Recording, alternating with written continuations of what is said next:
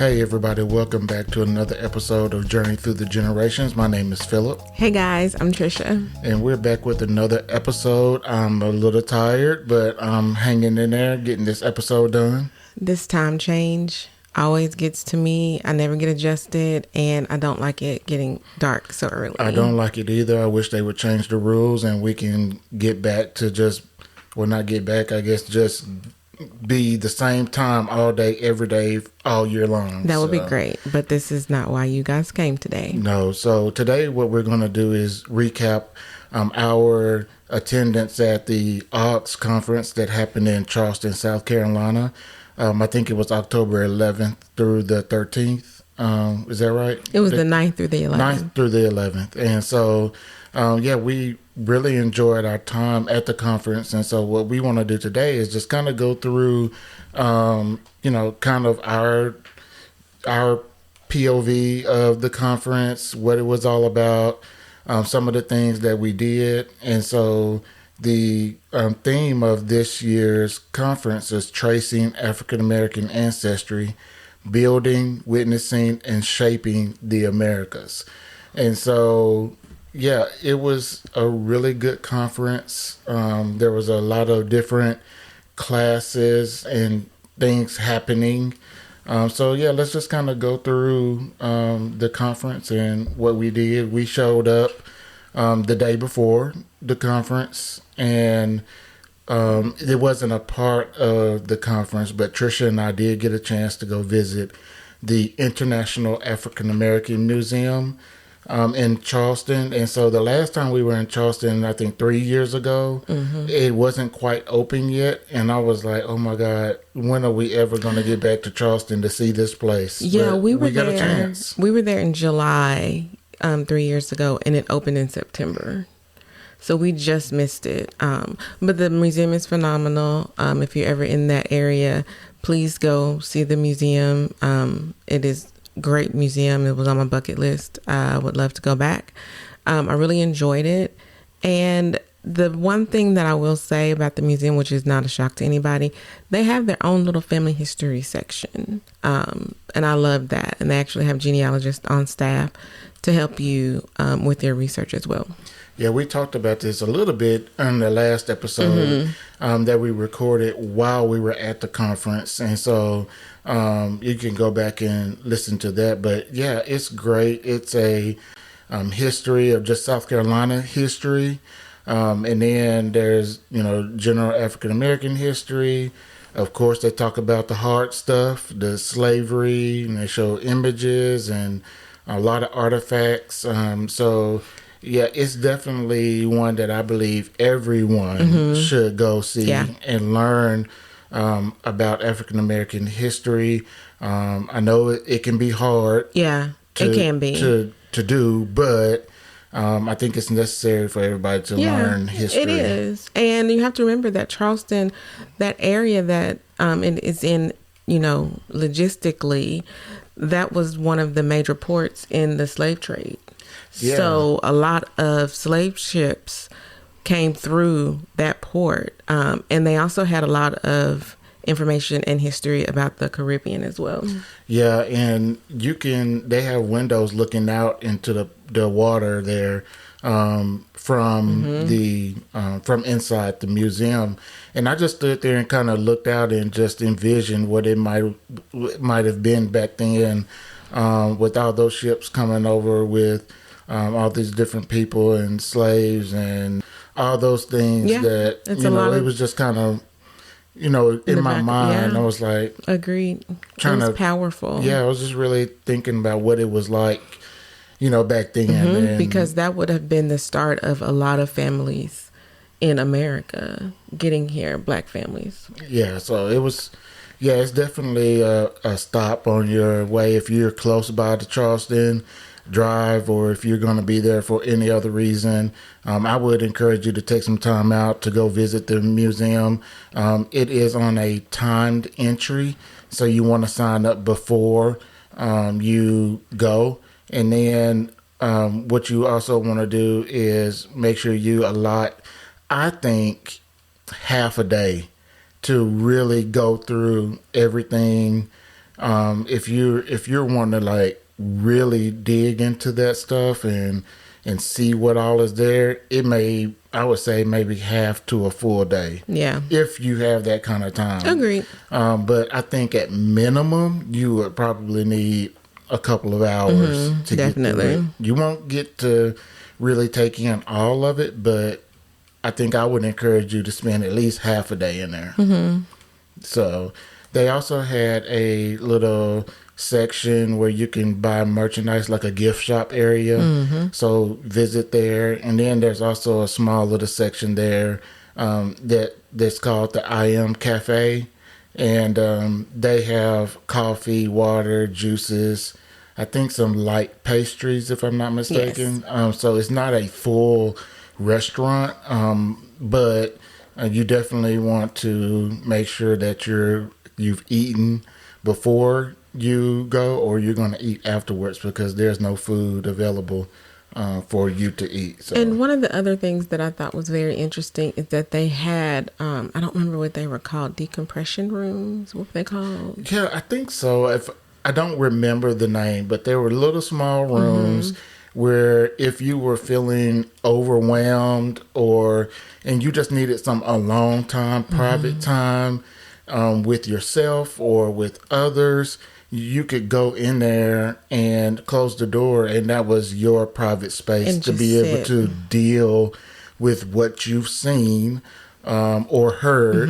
And I thought that was great to I love have. that. And it had tissues in there for if you needed those. And it was cool to see that, I because thought that's that needed. was Some people need it. I love that they were intentional about knowing that the information in the museum can be heavy. It can be a lot, and to know that some people, would need to decompress, to work through their feelings, to process what they just saw in a space without anybody else.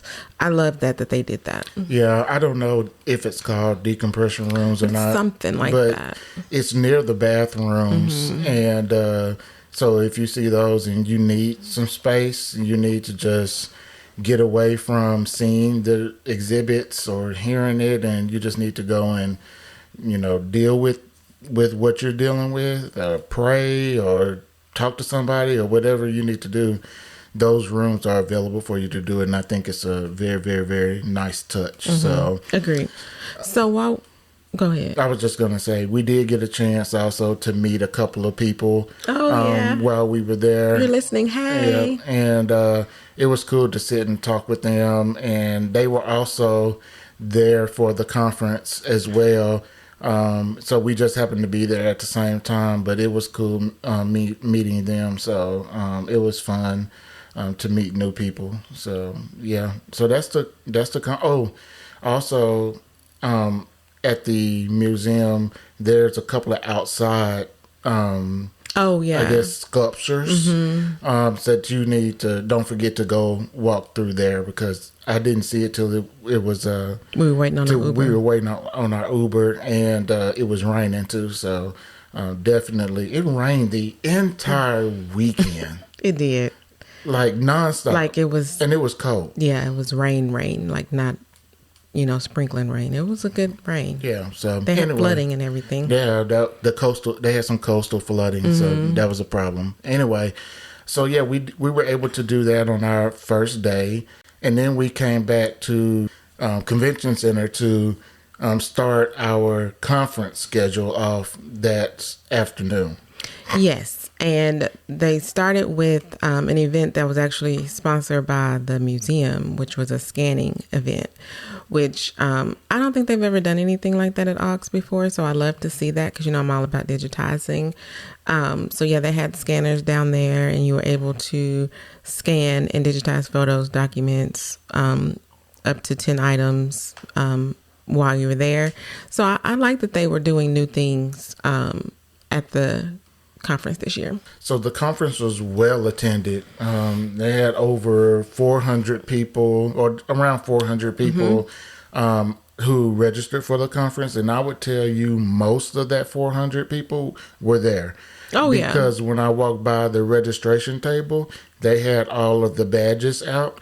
And that last day, there were hardly any badges left to be picked up. So I think most of the people who registered actually came and attended the conference, which is awesome to see. So it was definitely a lot of people there.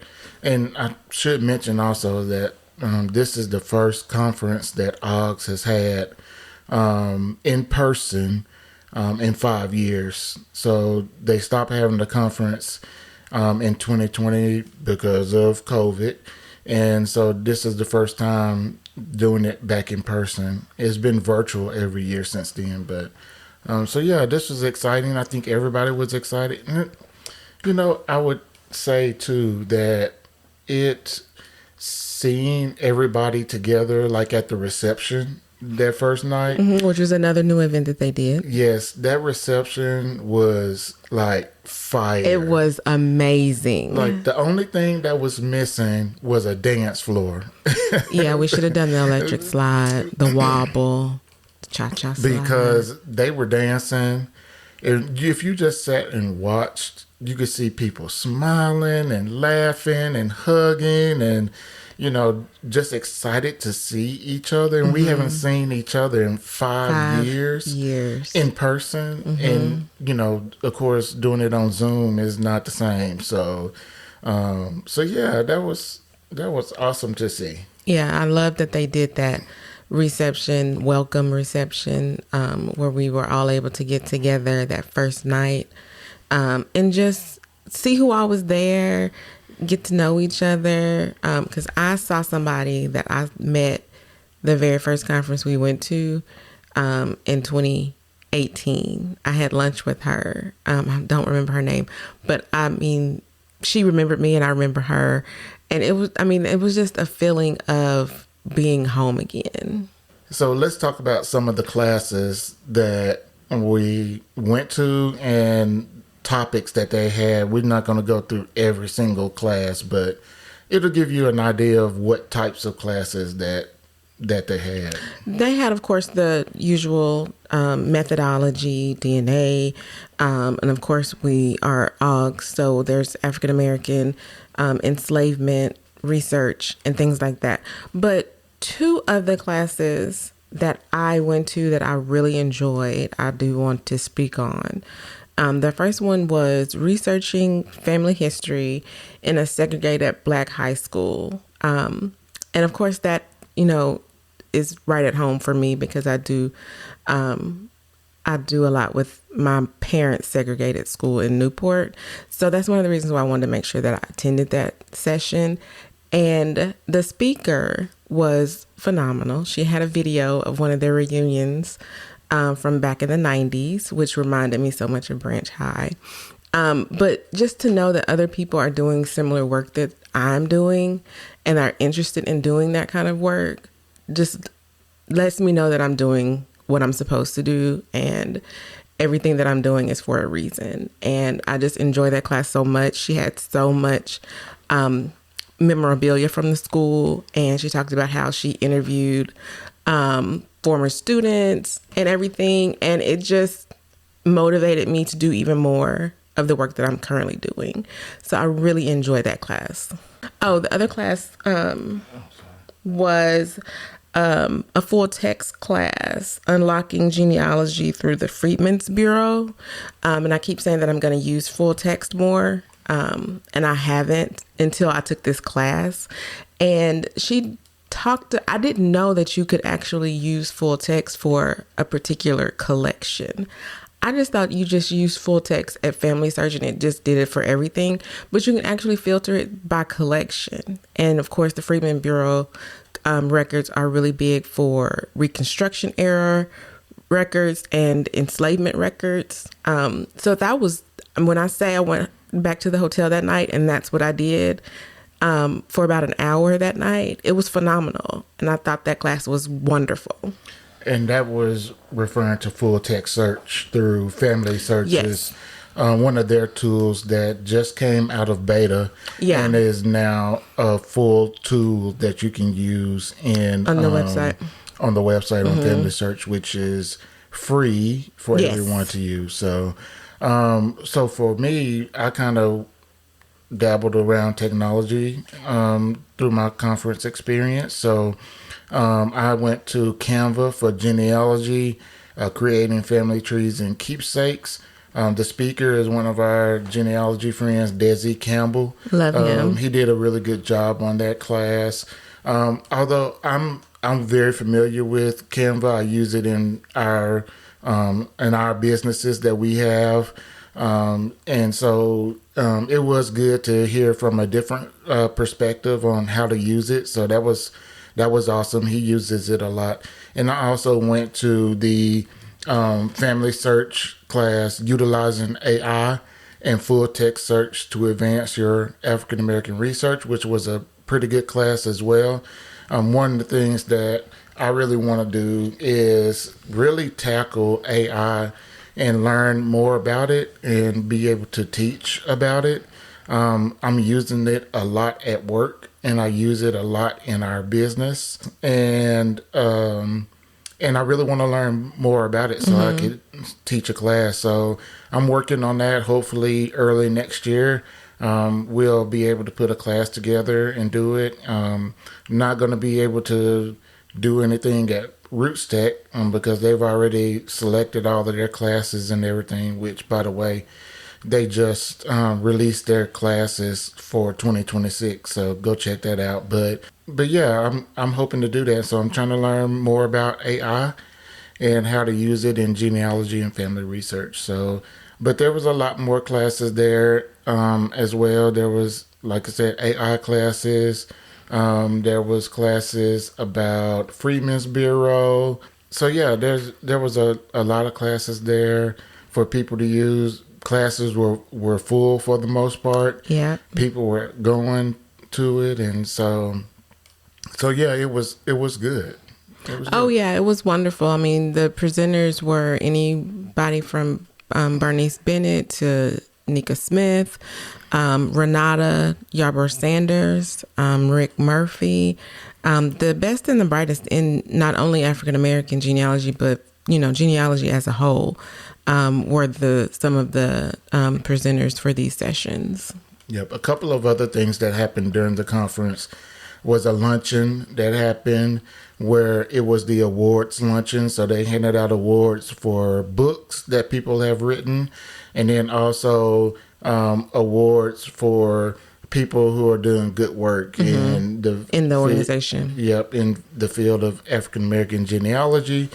And so that was a great luncheon. The food was all pretty good. I mean, everything was good. Everything was good. The only thing being really cold I was going to in say, convention the only center, thing I would complain about is the temperature. And I understand that which they had AAHGS can't do anything about. they can't do anything about it. And I understand that they had an issue, a flooding leak, something issue at the convention center, and it was raining all weekend, so it was actually cold outside, which I know they didn't know was going to happen because I think it happened like on Tuesday and we started on Thursday.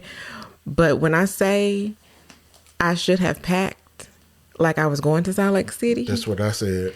for this conference, I should have packed because I was freezing. And of course, I take a sweatshirt with me everywhere. So I did have a sweatshirt to wear, but I didn't have the proper socks because I don't think I had on any socks because of the shoes that I was wearing. I had on, of course, short sleeve shirts because it's South Carolina, it's October.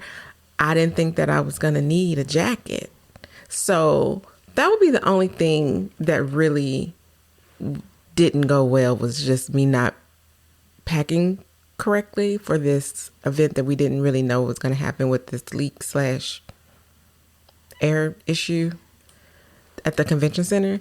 But yes, it was very cold. So yeah, it was a good conference. I'm so happy that the executive board and the president, LaJoy Mosby, decided to move forward with the in-person conference. It was magnificent. And I know that they saw the excitement there and the energy there. So I know that they know that was the right decision to do. Yeah, it was. It really was.